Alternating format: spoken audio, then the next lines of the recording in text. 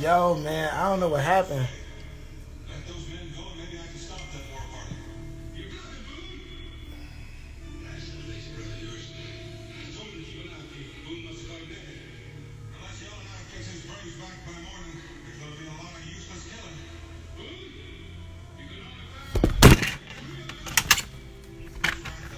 Yo, we back.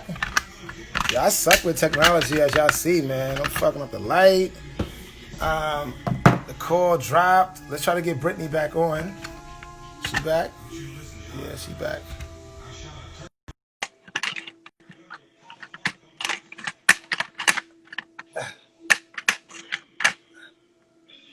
Yo, I'm live. we live again. My bad. I don't know what happened there. I don't know either, man. Um, I Yeah, suck at technology, yeah. man. We charge it to The technology. Everybody come back, man. Join us back, man. And just breaking down the vulnerability and why it's hard, or like you was going into some of that. yeah, but I think people are. Yeah, can you hear me? Yeah, yeah. You trying to let people get live back on. Yeah. I think there are a few folks. Um,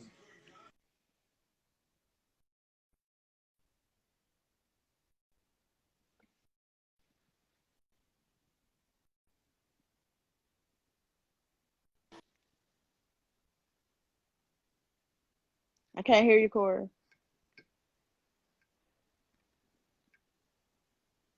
go that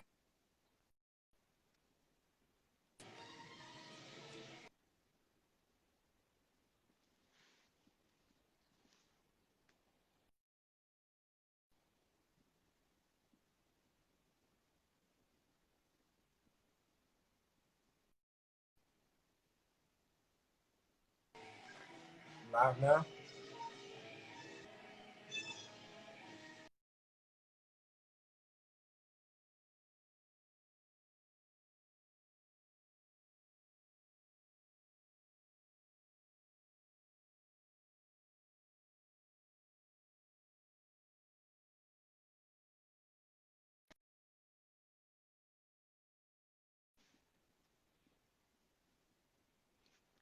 Cory, I can't hear you. Okay, I hear you. I hear you now. I hear you now. I feel like I'm. Yeah, yeah. I'm here. You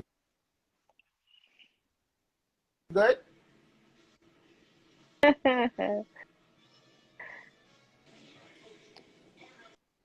you can't hear? All right, that. We lost our little. We had a little Okay, I hear you. I team with us. I got you.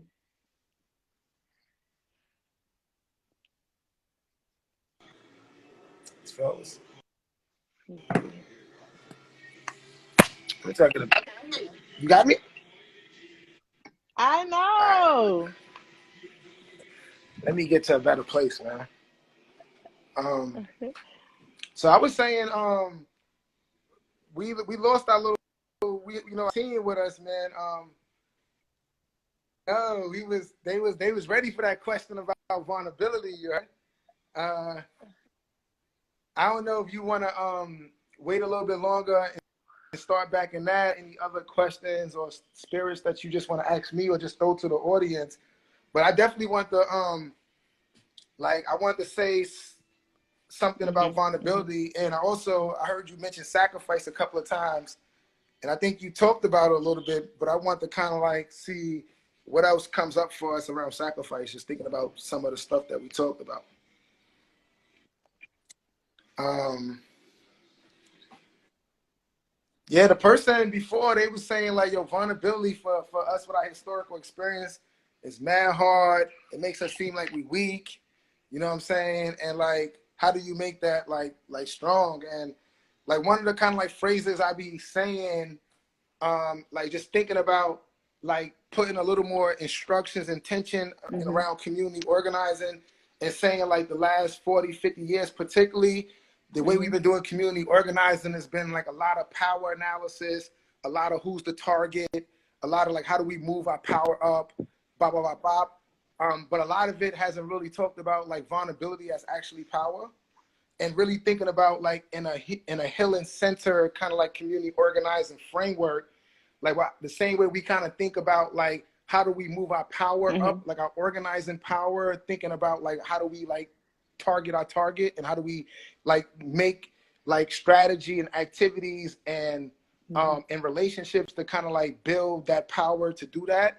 I think similarly in like the healing context of like that same framework of organizing, like what's like vulnerability to me is like helps us get our relational power.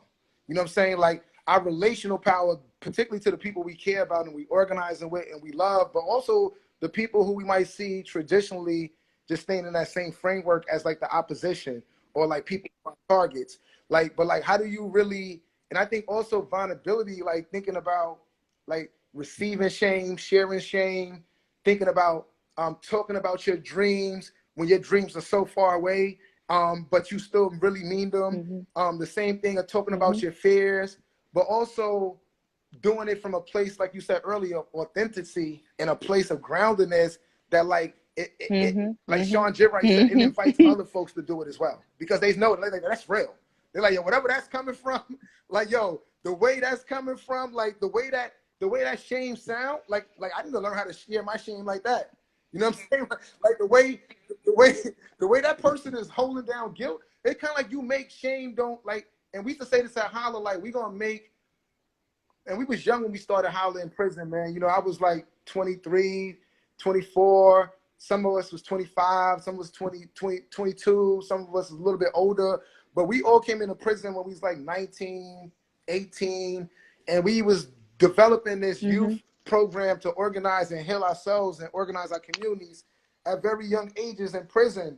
And most of the young people in prison was like in the yard, lifting weights, selling drugs, just trying to figure out how to get past the days to get back outside and finish doing what they was doing that landed them in the traps and the potholes that got us in prison. And we felt it really culturally hard as young people to do something different, to step out of that do something different, like that makes you vulnerable. You know what I'm saying? Like you like if all the young people 18 to 25 is wearing flags and talking tough and talking hip hop and stashing their guns in the yard and their razors in the yard, if you don't look that format, and there's different levels in that format, but if you don't look that format, you kind of look like food. You kind of look like somebody. You kind of look out.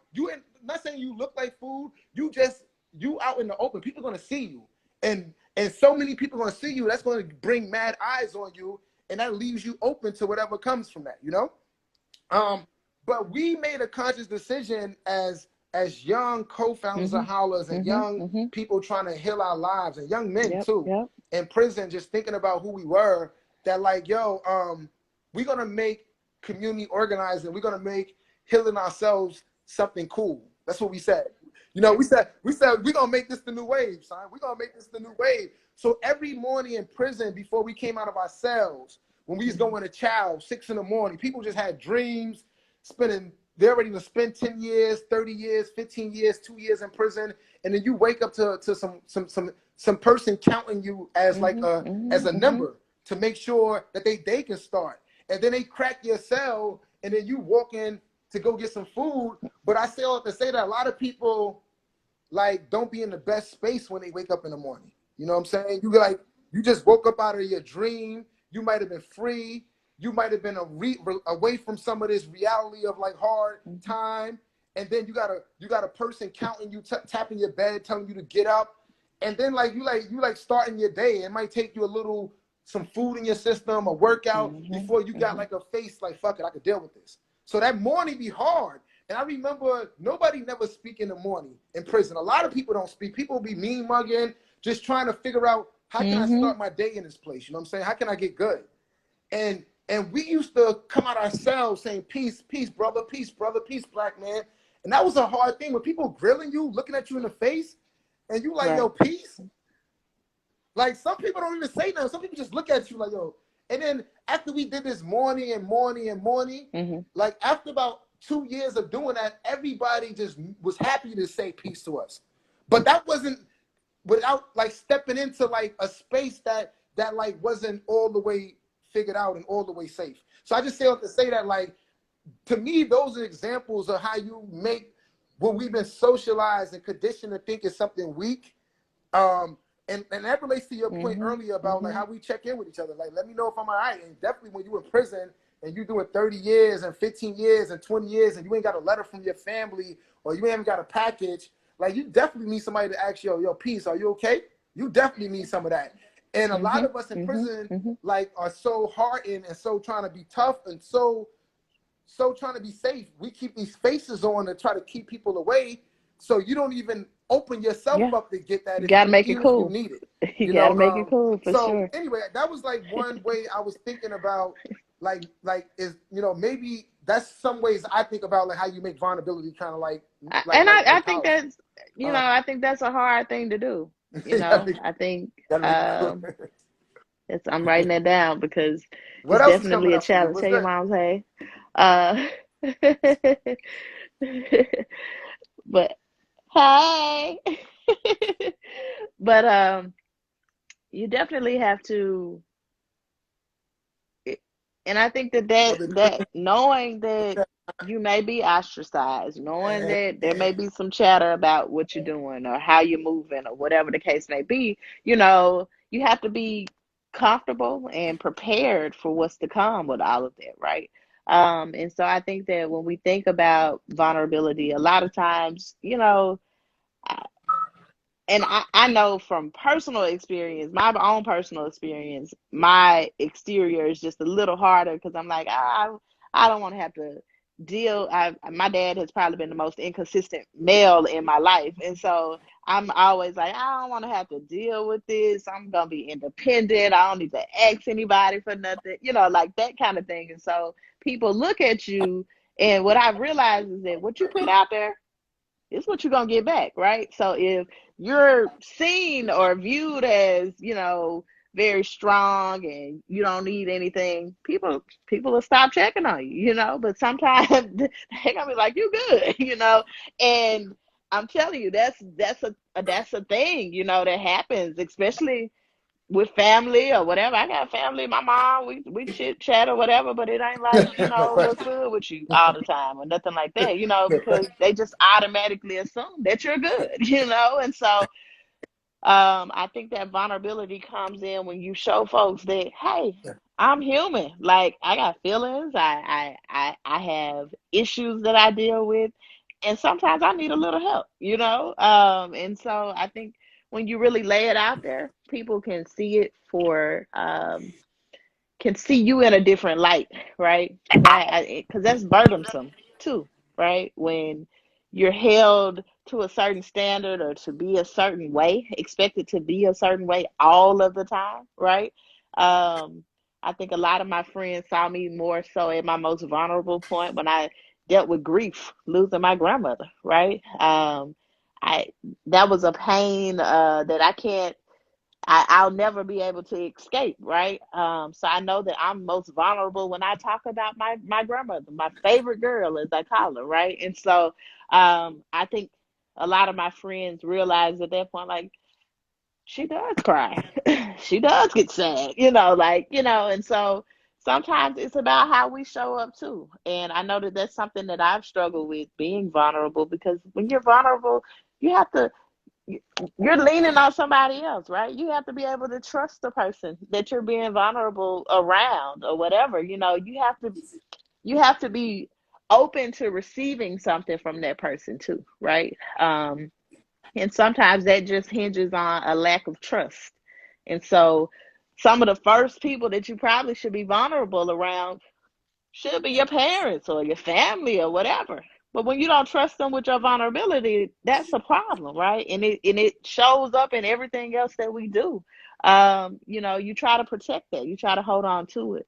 And so I know in my family, they can beat you down, but it's like, why are you crying? Wipe your eyes, dry your eyes. You can't even be your own vulnerable self. You're in pain, you're hurting, but you're not even expected to not cry or anything like that. And so I think early on we're conditioned to not be vulnerable, not to really express ourselves. If you express yourself too much, you're grown, you're disrespectful, you get all these tags. And so and I know that from my own personal experience, that was me as a child. So you start to repress things or not really share things with those that should be naturally in your corner and helping you, right? And so um and I think that that's where we are as folks, that we've been just conditioned to repress and hide things, and especially our emotions. It could be seen as weak or whatever the case may be, but it's dealing with all of that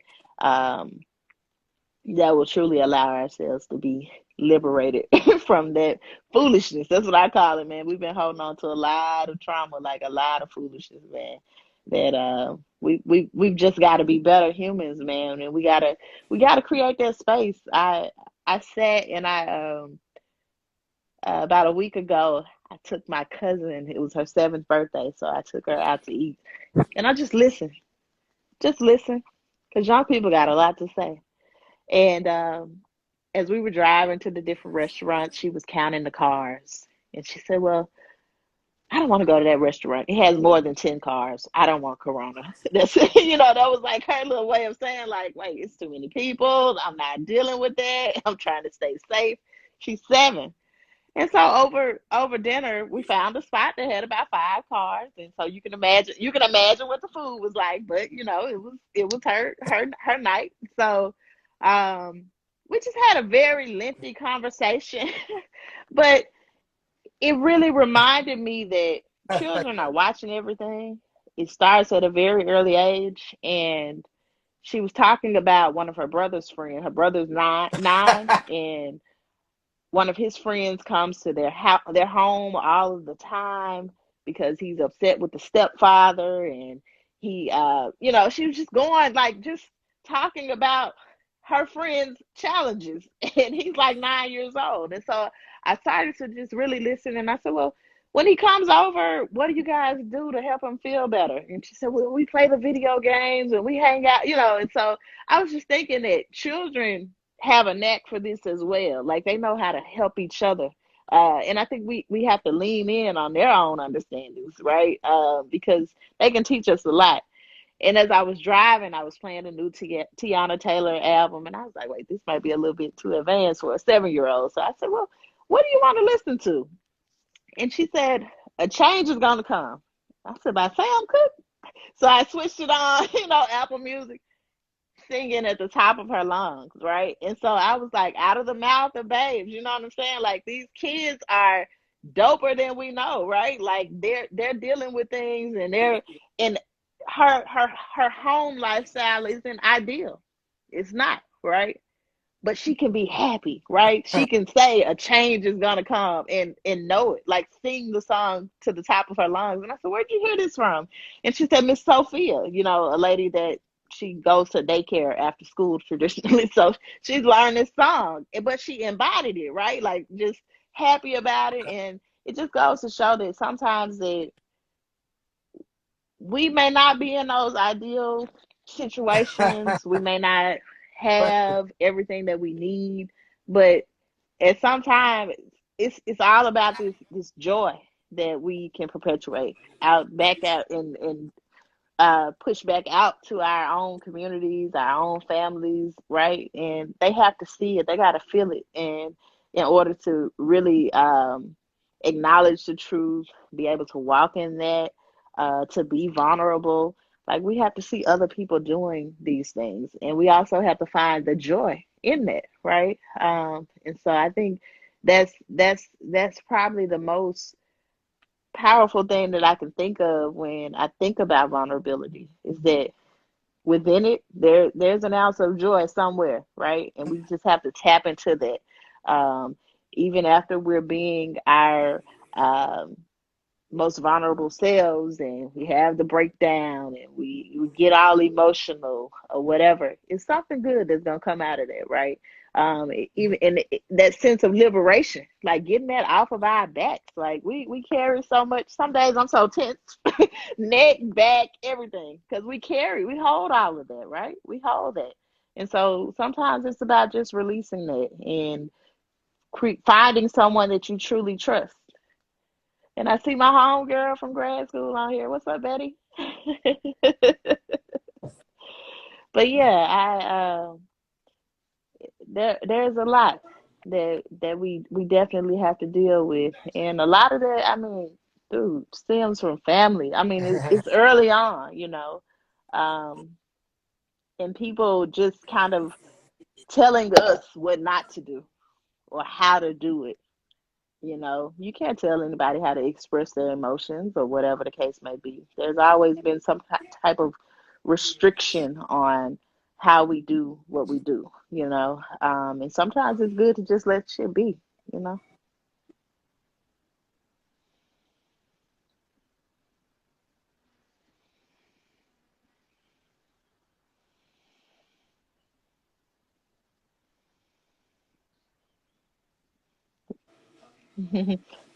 Nah, Miss Robin. nah. Sam Cooke is my favorite. Like Sam Uh-huh. Cooke, "Change Will Come." That's my Uh-huh. favorite song ever. So shout out to the young spirit that like threw that on. Sam Cooke also from Mississippi. Mississippi love. All the way to Chicago. Is back. And back. And I also feel like the state Mm-hmm. and Mm-hmm. like historical structural forces, like when they see Sam and his brilliance that comes from like the Mississippi that like was about to bless the world, they had to get rid of him too. So I definitely want to uplift like Sam Cooke and our elders, and definitely Mississippi and all of the fighters that are courageous enough to step outside so that the state Mm-hmm. can see you and let them know that I'm about to come get my people. Cause sometimes like the state know like they all wrong. And a lot of us in our spirits, this is another thing about vulnerability. A lot of us in our spirits know Mm-hmm. like right from wrong. And not on some like whatever Mm-hmm. K through 12 public school right or wrong, but like ancestral spiritual right from wrong. Like when you walk away from whatever that happened, like your spirit is talking to you. Mm-hmm. Like whatever you did, when you said something like whether you front like you got justifications why you mad, like something in your heart is definitely in your body, in your soul, in your bones, you know, it's talking to you. But like I think part of vulnerability, um, everybody is different. If you're a man, if you're a young person, if you're a male, if you're Mm-hmm. queer, if you older, if you younger, however you situated in the world, Yep. some things we allow to go to that voice, and other things we block because of certain experiences. And I think part of the vulnerability that I'm learning is that like, how do I trust myself not to block that?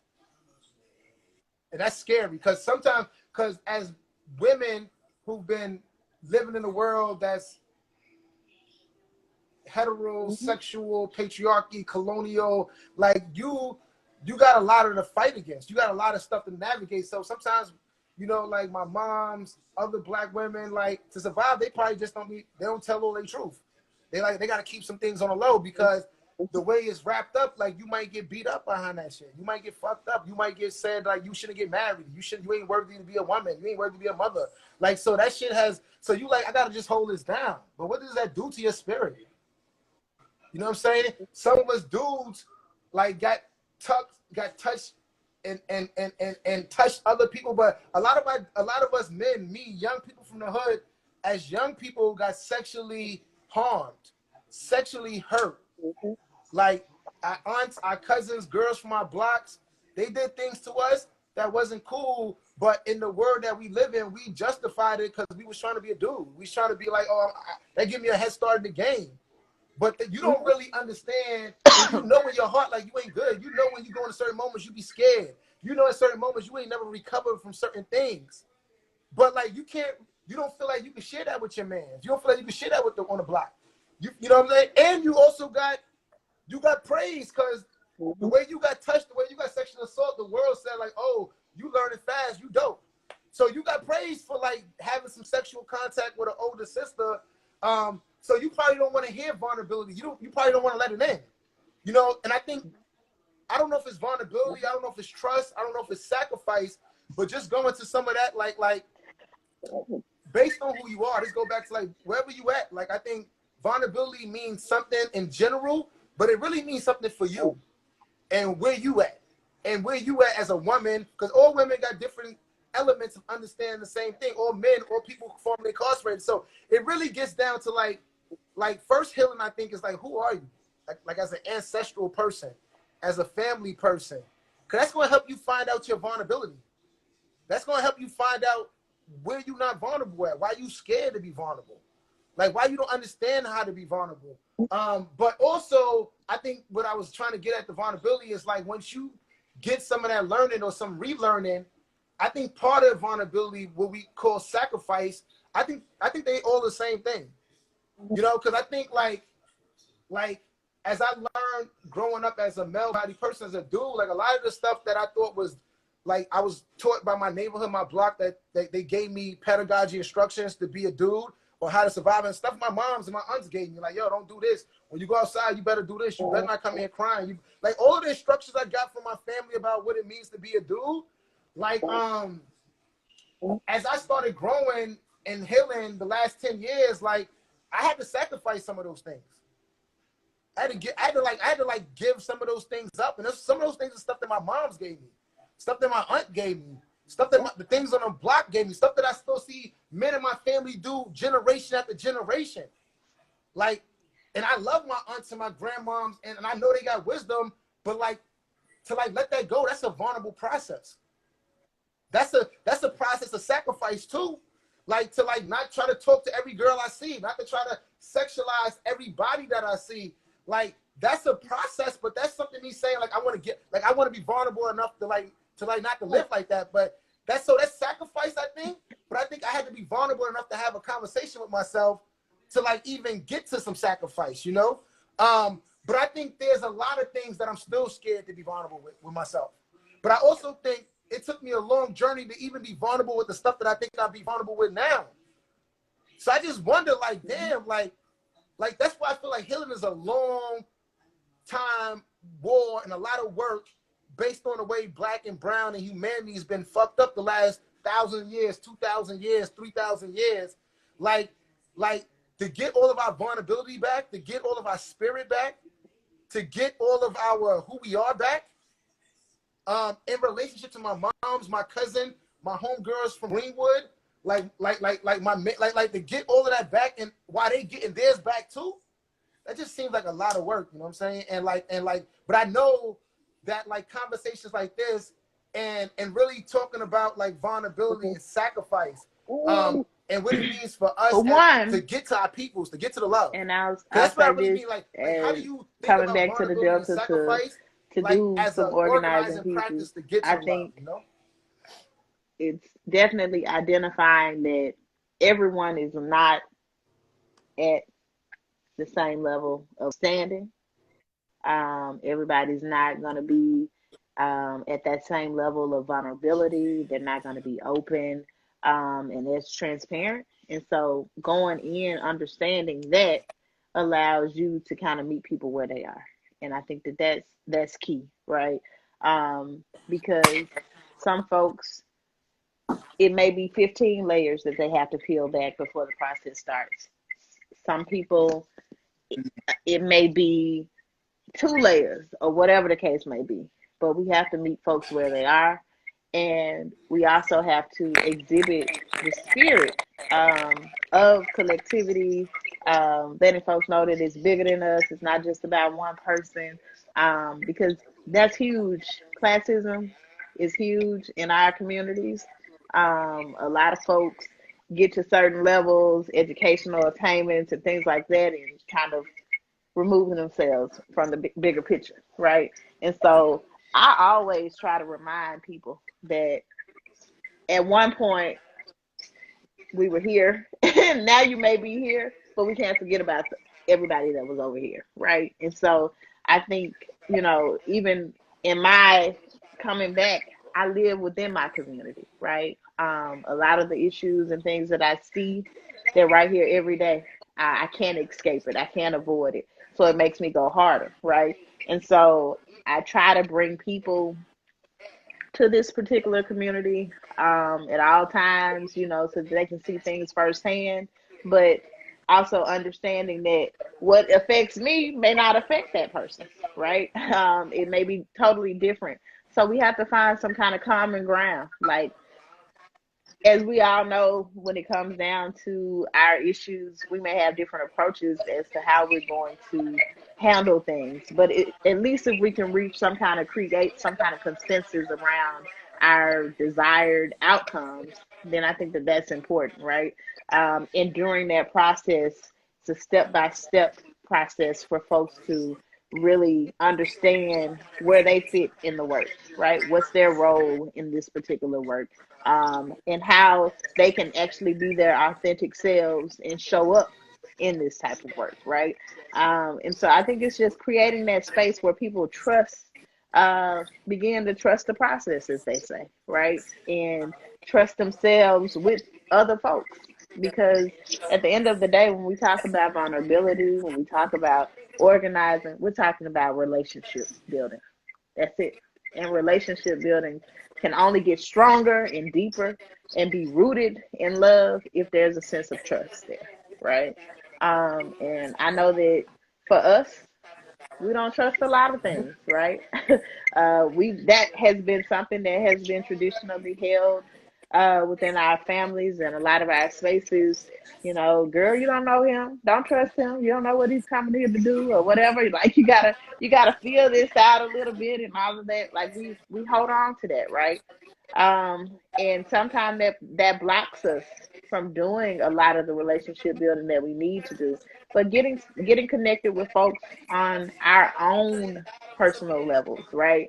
Without worrying about what somebody else had to say about them or whatever, that allows us to build that trust. And so I definitely say that with any kind of organizing work that we're doing, the vulnerability, trust, the sacrifice, all of that, there's an intersectionality. You called it right out. Like, all of that is one thing. And we have to make sure that we hold that thing down in order to move forward. Because without it, we're gonna be stagnant. And so, um, as folks are continuing to organize and train folks, I tell people all the time, the best thing you can do is just listen, right? Initially, you got to listen and understand where people are before you can make an assessment, before you can craft an agenda, before you can come in and say, this is what we're going to do, this is the plan, da da da da da. You got to see where people are. You got to see what people need. And that creates the opening of the beginnings of something real, something genuine, and something that folks can actually begin to want to trust, right? Because you got to hear from folks. It's not always about us. And I like to say that organizing has become such a profession for folks. And I think it has also been whitewashed, right?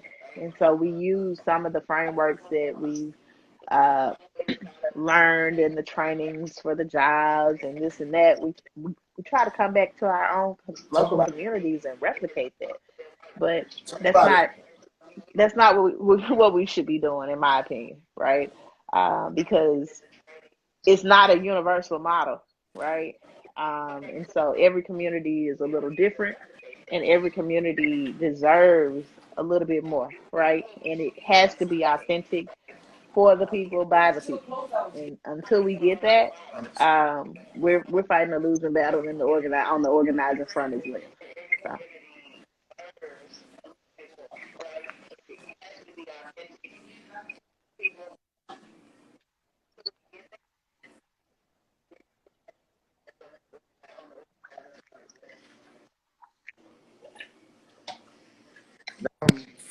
We got like 5 more minutes. 3 more minutes ish. Before we go, I just want to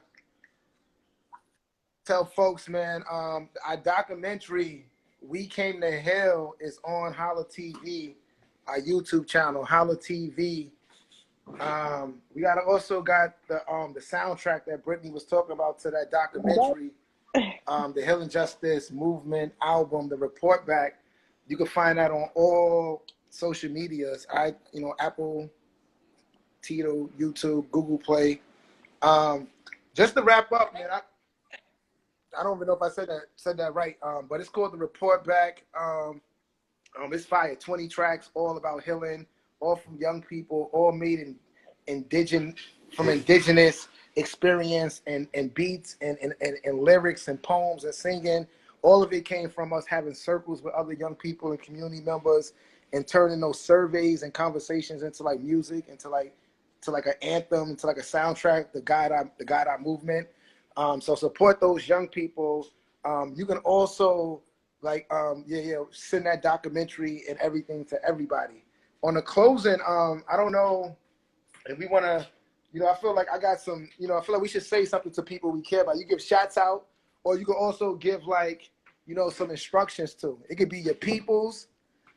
It could be the people in Greenwood. It could be to sisters. I heard you mention stuff about sisters. It could be to the state. I think You know what I'm saying? the one thing that I Whatever, can we say giving is that some spirit and some instructions on our closeout, and and then we it's out of what here. I took from the documentary. I can start or you For can start. I one, don't know check out the how you want to do it. documentary. Check it out multiple times. Every time it's something else that's gonna hit you, right? And also use the documentary as an organizing tool within your communities, right? It's a tool. It's there. It's real and authentic where people can feel what's happening because it happens in most communities, right? We've all been affected by incarceration, right? There are families, whether you got a family member or a friend that's been locked down, we know what that feels like, right? And we have to be truthful about that, right? And when we do have folks that are locked down, we have to be the resources on the outside and the advocates for them, right? Um, because as Cory stated earlier, some folks don't get letters. Some folks aren't taking phone calls. We have to make sure that our folks are well wherever they are, right? That we can create a space in which, I have cousins that are locked down. Now, how they get to the phones, that's on them. But when they call, we answer it we're chatting, we're talking. It's like they're out in the free world. And so you have to be intentional about creating that space as well because for a cousin that has 33 years, that's hard. That's tough. We got to be the village that's gonna help out with the kids. It's gonna help out to strengthen where those children are weak or where the family is weak because there's a missing link, right? And we have to also continue to help each other, and especially those who are re-entering to make sure that they have the resources because we can't rely on the state. We cannot rely on our state, on our local governments or anything to do that work. And so that is the most important thing for me is to make sure that folks have resources when they do get back out and try to assimilate into this crazy world in which we live. And so in a world in which has already created barriers for us, for folks that have not been incarcerated. So imagine the barriers that are in place for those who have been. But on the last thing that I'll say is that in the documentary, it also says that healing is basically seeing a level of humanity in everyone. And so once we begin to humanize folks, uh, no matter what their experiences are, what they look like, how they dress, whatever, once we get this judgmental thing out of our minds, we're going to be able to humanize everybody and see some value in everybody because everybody has value, right? Everybody has a role to play here, and we got to be open enough to allow folks to get out there and do what they need to do, right? We can't keep holding folks back. And especially our own folks, right? That is a problem, right? And so until we can fully humanize other people, whether they are your ideal friends. I got I got people in my neighborhood. One is Margaret. Margaret is a very dope community member. She struggled with a lot of drug abuse, a lot of just, I would say, more generational issues that have been passed down, very low self esteem and things like that. And, people can walk past her and not even speak to her because they wouldn't feel comfortable, right? But it's humanized. Margaret comes to the circle and she shares things and she teaches us, right? There's so much that we can learn from each other if we just humanize folks and realize that everybody has a story, right? Everybody. There are no exceptions to that. And so there's a way that we can learn and build with each other by just a simple hello. How are you doing? Everything good? You know, I shared a story with Cory a few days ago about a brother. I was on a walking trail here in Greenwood, and he opened his mouth and uh, he had very few teeth, and he said it was about three. I believe on top and bottom, but he said it's hot out here. How you doing? It's hot out here, And I said it really is. I said it's hot, but I said it's gonna be good. And one thing that I realized from that conversation was that, and I shared it with him. I said, you may not have a lot, but at the end of the day, things are still good, and so it's all about finding that joy. Some people wouldn't have even spoken back to him. And that's the thing, right? Like we have to get beyond that, right? Things that are different to and for us. We have to be ready and prepared to embrace them, right? And I think that that's something that when we think about young people and what's powerful about the documentary, is that young people, we got to embrace them no matter what their struggles are, who their parents are, what side of town they live on, what block they're from, or whatever the case may be. We have to embrace young folks. And so, um, one of the things that really stood out to me, and having been in the space before and meeting some of the youth organizers, as I'm watching the documentary, I'm also thinking about when I met them a few years ago and seeing the growth, right? Like you can see how people grow amongst each other, working and dealing and healing together, right? And so I think that that's powerful, and we have to create space for our young people to be authentically themselves. We don't need to change folks or anything like that. Allow them to show up the way that they need to show up. Their presence is going to increase, going to allow their permission for other folks to come into the space and be themselves, right? But we got to figure out what to do with it, right? Whether it's them getting together and creatively coming up with this soundtrack, right? Or whether it's them creatively thinking about things that they can take back out into their blocks, into their spaces, right? We have to allow folks to be themselves. And I think that for so many of us, especially I'm 34, so I know that a lot of folks in my age range, that's a lost concept, right? Because we've been conditioned.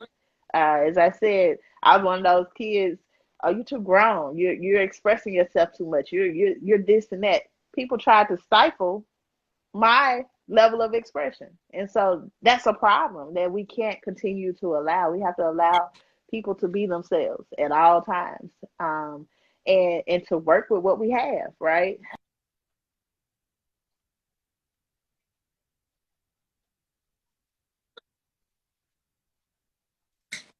Yeah, I think, you know, if we truly want to heal, it has to start with humanizing folks. It has to start with us finding some level of humanity in everybody, and really building from there. I just can't I can't think about I can't say it enough, but a lot of things that I heard during um, the documentary really spoke to me. And if you can, check the documentary out. Make sure that you share it with other folks, because as we are talking about truth and what truth feels and looks like for us, right? It allows other people to acknowledge their own. And I think that um, once we do that, we're on to building something powerful, something resilient, and something that you know cannot be stopped. And as we walk in our own truth, you know, that's going to be the only way that we can tackle these issues. But we got to be truthful. Um, that shame and vulnerability, we got to make it cool. We got to make it cool.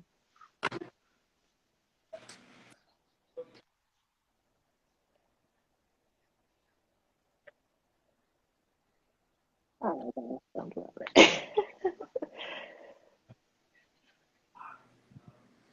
Nah, that was beautiful. I'm gonna let us play out on that, man. Give a shout out to Brittany Gray coming through from the Delta, Mississippi. And we kind of made this fast, man. The last live we kind of like made in like 2 or 3 days. So we making these things on the fly. Like we be on the call, we like, yo, we just gonna have a live kind of conversation. You know, so shout out for your spirit to like just even make this happen on the fly. I see my cousin Pooh in the building. Shout out to Mississippi. Pooh in the building. I see, I see, I see Victor Mashley, Shaq from YOC in the building. The last thing I would say is this documentary, please share it. Watch it with your family. Don't just watch it in organizing spaces or in like policy. Watch it like with local people, with your grandmoms, with your cousin, with the neighbor next door. And when we say we came to heal, it's saying that like healing is intentional. That if you don't got your mind on healing like every second of the day, you might be missing something. If you're not thinking about how you gonna come to your mom's house, to the organizing space, to Trump building, to the protests outside, to your ancestors, like how you coming? How you coming to heal? Like what's your responsibility? Who are you? So another part of this documentary is really saying like who are you? Like that's a real question. Like white people, we're your ancestors. Black people, we're your ancestors. Like people from the Caribbeans, we're your ancestors. People from Mississippi, we're your ancestors. Who are you? Who you responsible to? Who you accountable to? What does who you are tell you how you gonna move? Tell you who you gonna be responsible to? Tell you it's gonna give you instructions on how to build. What you scared of? Like what you nervous of? What you ain't ready yet? Who you ain't ready to heal with? Who you owe healing to? Like who fucked you? Who hurt you? Who did you dirty? Who you did dirty? Like when we say we came to heal, like you get into some of those questions, you get into some of those thought processes. But like I would end up by saying, like, yeah, man, like, but love yourself throughout the process. Trust yourself throughout the process.